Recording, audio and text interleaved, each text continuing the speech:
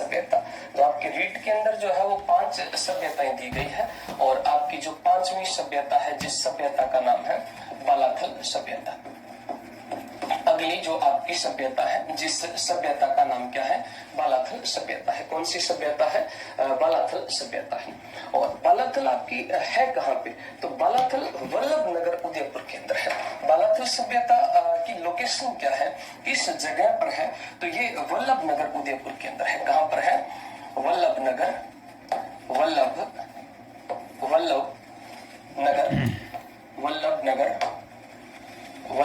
नगर उदयपुर में, वल्लभ नगर उदयपुर। बालाथल सभ्यता भी आपकी कहां पर है? वल्लभ नगर उदयपुर में है। और यहाँ पर भी नदी कौन सी है? तो नदी वही आयडिया बेड़च नदी हो जाएगी, आयडिया बेड़च नदी हो जाएगी। जो अपनी आहड़ सभ्यता के अंदर नदी थी वो भी कौन सी सभ्यता के अंदर नदी है? तो वही आपकी बालाथल सभ्यता के अंदर नदी हो जाएगी। तो बालाथल सभ्यता कहाँ पर है? वल्लभ नगर उदयपुर के अंदर है और नदी कौन सी है? बेड़च है। हम कह सकते हैं कि बालाथल सभ्यता जो है ये आप अपने आहड़ संस्कृति का ही एक भाग है। कौन सी संस्कृति का भाग है? तो बालाथल सभ्यता आहड़ संस्कृति का भाग है, आहड़ संस्कृति का ही एक भाग है, आहड़ संस्कृति का ही भाग है। आहड़ संस्कृति का भाग कौन सा है? तो आहड़ संस्कृति का भाग है बालाथल। बालाथल कौन सी संस्कृति का भाग है? आहड़ संस्कृति का। बालाथल आहड़ संस्कृति का क्या है? भाग है। और साथ में बालाथल सभ्यता की अगर हम खोज की बात करें कि इसकी खोज किसके द्वारा की गई है, तो बालाथल सभ्यता की जो खोज है ये जो है वो वीएन मिस्र के द्वारा की गई है। बालाथल सभ्यता की खोज किसके द्वारा की गई है? तो बालाथल सभ्यता की खोज 1962-63 में एक व्यक्ति करते हैं जिस व्यक्ति का नाम था वीएन मिस्र। वीएन मिस्र जो थे, इस वीएन मिस्र के द्वारा जो है ये बालाथल सभ्यता की खोज की जाती है। किसके द्वारा? तो वीएन मिस्र के द्वारा बालाथल सभ्यता की खोज की जाती है। खोज कौन करते हैं? वीएन मिस्र के द्वारा बालाथल सभ्यता की खोज की जाती है। और बालाथल सभ्यता का उत्खनन जो है ये भी कौन करते हैं? उत्खनन भी वीएन मिस्र के द्वारा किया जाता है। 1993 ईस्वी के अंदर वीएन मिस्र के द्वारा ही इसका क्या किया जाता है? उत्खनन। तो खोज भी वीएन मिस्र करते हैं, उत्खनन भी वीएन मिस्र के द्वारा किया जाता है। इनका संबंध जो है ये पूना विश्वविद्यालय से आप कह सकते हो, विश्वविद्यालय, विश्वविद्यालय, पूना विश्वविद्यालय आप लिख सकते हो इनका संबंध। तो बालाथल सभ्यता जिसकी खोज 1962-63 में वीएन मिस्र करते हैं, उत्खनन 1993 के अंदर वीएन मिस्र के द्वारा किया जाता है। ये है कहाँ पे? वल्लभ नगर उदयपुर में है। नदी कौन सी है? बेड़च। कौन सी संस्कृति का एक भाग है? तो आहड़ संस्कृति का भाग हो जाएगा। खोज 1962-63 में वीएन मिस्र के द्वारा की जाती है। उत्खनन 1993 ईस्वी के अंदर वीएन मिस्र के द्वारा किया जाता है। बालाथल जो सभ्यता है यहाँ से उत्खनन में हमें जो है वो क्या क्या प्राप्त हुआ है? तो यहाँ से हमें एक तो शाब मर्दबांट क्या मिला है? मर्दबांट। एक तो मर्दबांट, और मर्दबांट के अलावा यहाँ से हमें मिले हैं तांबे के औजार। तांबे के क्या मिले हैं? औजार मिले हैं। तांबे के औजार मिले हैं, मर्दबांड मिले हैं, तांबे के औजार मिले हैं। और मकानों पर सिंधु सभ्यता का प्रभाव मिला है। मकानों पर सिंधु सभ्यता का प्रभाव मिला है। मकानों पर कौन सी सभ्यता का प्रभाव है? तो मकानों पर सिंधु सभ्यता का प्रभाव देखने को मिलता है। सिंधु सभ्यता का प्रभाव मिला है। मकानों पर कौन सी सभ्यता का प्रभाव मिला है? तो मकानों पर सिंधु सभ्यता का प्रभाव हमें देखने को मिलता है। तो यहाँ से हमें एक तो मिले हैं मर्दबांड यानी कि मिट्टी के बर्तन मिले हैं, साथ में यहाँ पर तांबे के औजार मिले हैं। मकानों पर कौन सी सभ्यता का प्रभाव देखने को मिलता है? तो मकानों पर सिंधु सभ्यता का प्रभाव जो है वो देखने को बालाथल से मिलता है। बालाथल सभ्यता से हमें 11 कमरों का एक दुर्ग मिला है। यहाँ से हमें कितने कमरों का दुर्ग मिला है? तो यहाँ से हमें 11 कमरों का दुर्ग मिला है। जैसे सबसे पहले हमने बात किया कि बालाथल वल्लभ नगर उदयपुर में है और नदी कौन सी है? बेड़च नदी है। और आहड़ संस्कृति का एक भाग है। खोज 1962-63 में वीएन मिश्र ने की थी। उत्खनन 1993 में वीएन मिश्र के द्वारा किया जाता है। यहाँ पर हमें 11 कमरों का दुर्ग मिला है। 11 कमरों का क्या मिला है? दुर्ग मिला है। दुर्ग मिला है। 11 कमरों का यहाँ पर हमें क्या मिला है? दुर्ग मिला है। और इस दुर्ग का निर्माण जो है वो इस भवन का निर्माण किस प्रकार से हुआ है? जैसे मोहनजोदड़ो के अंदर, मोहनजोदड़ो जो है भारत में हम जो सिंधु घाटी सभ्यता पढ़ते हैं, तो इस सिंधु घाटी सभ्यता और जिस प्रकार के मकान मोहनजोदड़ो में है, वैसा यहाँ पर हमें एक दुर्ग देखने को मिला है। कितने कमरों का दुर्ग है? तो ये 11 कमरों का दुर्ग है। कहाँ से मिला है?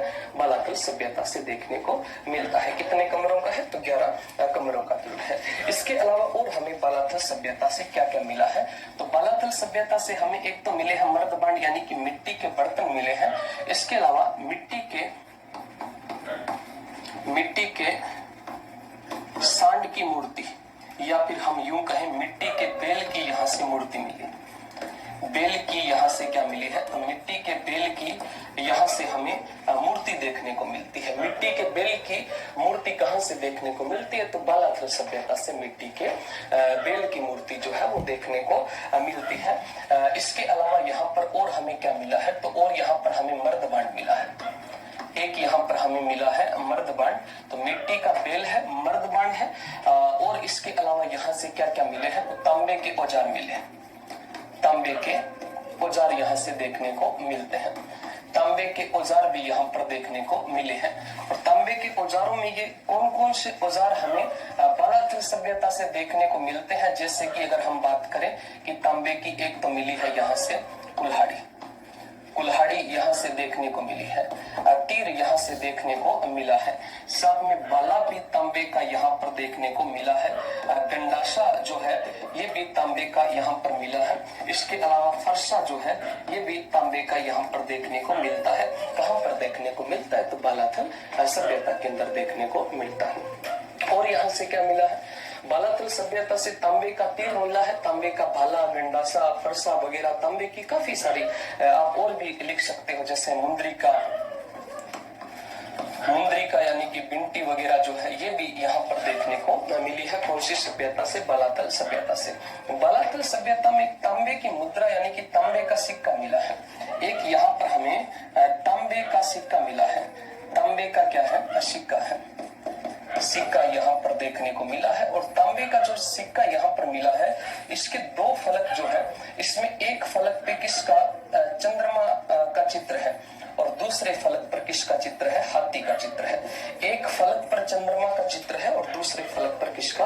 हाथी का चित्र देखने को मिलता है। तो ये भी हमें बालाथल सभ्यता से मिलता है। बालाथल सभ्यता में ज्यादा कोई लंबी चौड़ी बातें है नहीं, तो बालाथल सभ्यता भी आपकी समाप्त होती है। हमने बात की कि बालाथल जो है वो कहाँ पर है? वल्लभनगर उदयपुर के अंदर है। नदी कौन सी है? बेड़च नदी है। और ये भी एक कौन सी संस्कृति का भाग है? आहड़ संस्कृति का ही भाग कौन सा है? बालाथल है। खोज 1962-63 में वीएन मिश्र के द्वारा की गई थी। इसका उत्खनन जो है वो 1993 में वीएन मिश्र करते हैं। और यहाँ से हमें मर्दबांड, तांबे के औजार, मकानों पर सिंधु सभ्यता का प्रभाव जो है वो देखने को मिलता है। 11 कमरों का एक दुर्ग मिला है, ईंटों से बना हुआ है। और साथ में बालाथल सभ्यता जो है, इस बालाथल सभ्यता से हमें मिट्टी के बेल की मूर्ति मिली है, यानी कि मर्दबांड मिले हैं। इसके अलावा तांबे के औजार मिले हैं, जिनमें कुल्हाड़ी और तीर हो गया, गंडासा हो गया, भाला हो गया, ये सारी की सारी चीजें यहाँ पर देखने को मिलती है। इसके अलावा जो है यहाँ से हमें तांबे का सिक्का मिला है, जिसके एक फलक पर चंद्रमा और दूसरे फलक पर हाथी है। इसके अलावा यहाँ से हमें और क्या क्या मिला है? तो लोहे के औजार मिले हैं। यहाँ से हमें लोहे के भी क्या मिले हैं? लोहे के औजार यहाँ पर देखने को मिलते हैं। और लोहे के औजारों के अलावा हमें यहाँ से क्या देखने को मिलता है? लोहा गलाने वाली भट्टी। लोहा गलाने वाली भट्टी देखने को मिलती है। लोहा गलाने वाली भट्टी भी यहाँ से मिली है। तो लोहे के औजार मिले हैं और लोहा गलाने वाली भट्टी के साक्ष्य भी यहाँ से मिले हैं। कितनी भट्टियां यहाँ पर देखने को मिलती है? तो 5 भट्टियां जो है, ये 5 भट्टियां हमें कहाँ पर मिली है? बालाथल सभ्यता से हमें 5 जो है वो लोहा गलाने वाली भट्टियां देखने को मिलती है। साथ में लोहे के औजार भी कौन सी सभ्यता से मिलते हैं? बालाथल सभ्यता से लोहे के औजार मिलते हैं। और इसी के साथ में आपकी सभ्यता जो है वो समाप्त हो जाती है। और सभ्यताओं के बाद में अगला जो आपका टॉपिक है वो राजपूतों की उत्पत्ति, यानी कि हम गुर्जर प्रतिहार वंश शुरू करेंगे। और गुर्जर प्रतिहार वंश को शुरू करने से पहले कुछ महत्वपूर्ण बातें जो है वो अपने राजपूतों की उत्पत्ति के संदर्भ में करते हैं कि राजपूतों की उत्पत्ति में राजपूतों को कोई ब्राह्मण मानता है और कोई क्षत्रिय मानता है, कोई इनको जो है वो सूर्यवंशी मानता है, कोई चंद्रवंशी मानता है, कोई विदेशी मानता है, कोई आर्यवर्त से मानता है। तो इन सभी बातों के ऊपर पहले हम चर्चा करेंगे, उसके बाद में हम गुर्जर प्रतिहार वंश पढ़ेंगे। क्योंकि आपके सभ्यताओं के बाद में जो है वो अगला टॉपिक कौन सा दिया है? राजस्थान की प्रमुख राजवंश के नाम से टॉपिक दिया है। तो राजवंश को शुरू करने से पहले हम बात करेंगे राजपूतों की उत्पत्ति के ऊपर। और आज अपने गुर्जर प्रतिहार वंश जो है इसको शुरू